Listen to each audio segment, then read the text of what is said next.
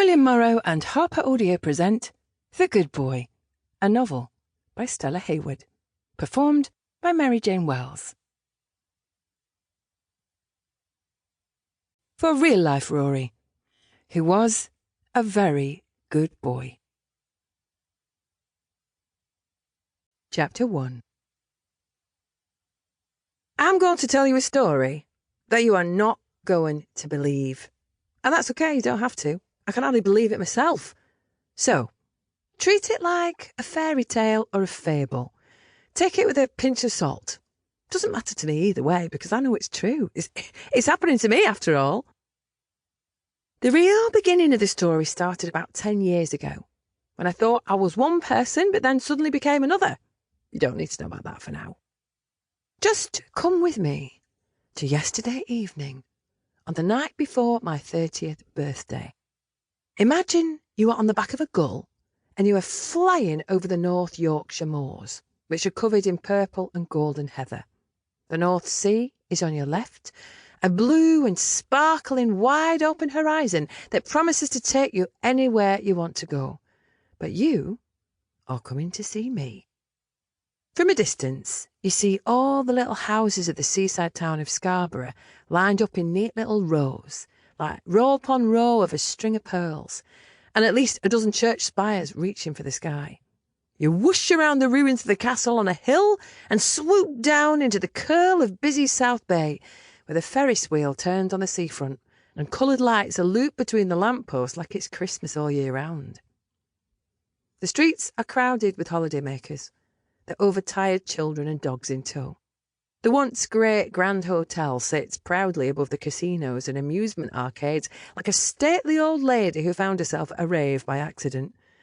If you take a left by the statue of Queen Victoria, and then another at the crossroads, you will arrive at Scarborough's premier and only Mexican restaurant, where I am having birthday eve dinner with my loud, annoying, beautiful family. Hop off the back of that imaginary bird and come inside, where it's noisy and warm, just like any other normal Friday night. At least, that's what I had thought. There's music pumping from a speaker positioned just above our table. I am 6 margaritas in, and the fairy lights that crisscross the ceiling have all gone a bit floaty, as if they might actually have wings.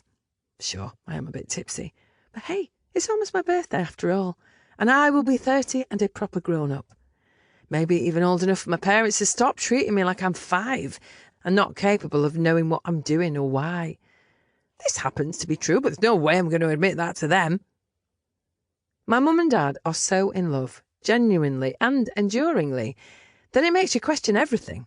But most specifically, am I the third wheel at my own birthday dinner? Oh, and I'm the younger, dark-haired woman at the table, dark eyes, short, sitting opposite the parental pheromone fireworks display, wondering how long I have to wait until I can go home to my dog, and if I can escape before the sparkler-packed dessert arrives and the singing commences. But I won't be the first person that you notice. It won't even be my parents' ostentatious bliss that catches your eye. No. The first person you will notice is my grandmother, Nana Maria, as she likes to be known, in the Maltese matriarchal tradition. You will notice that there is nothing remotely Nana-ish about her, as she sits at the head of the table flirting with a young waiter who, make no mistake, flirts right back.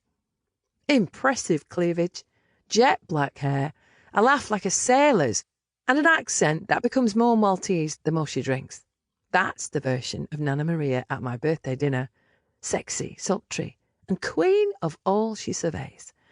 Though, as I will later find out, she contains multitudes.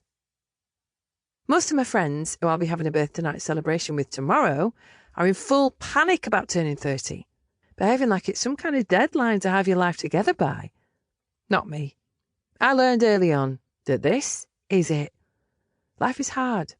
You get into debt, and then you die. Having dreams are just a gateway to disappointment. Once I used to dream about being the next Vivienne Westwood.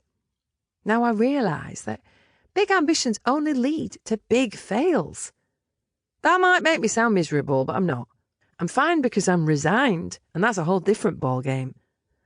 Every now and then, my friends and family will encourage me to dream big and reach for the stars. Sample complete. Ready to continue?